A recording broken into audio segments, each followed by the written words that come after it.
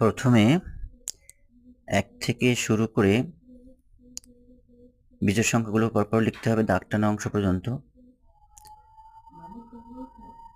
তাহলে দেখো 1, 3,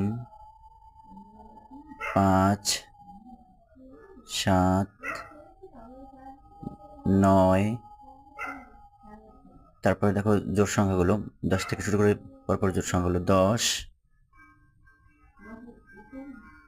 দেখো 10, 10,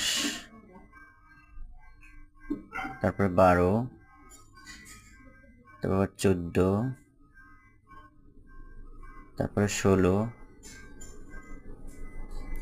তারপরে 18,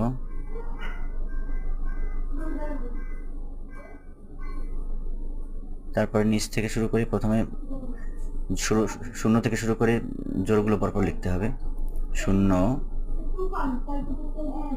0, 2, 4, 6, 8, আবার 0 থেকে শুরু করে জোড় সংখ্যাগুলো 0,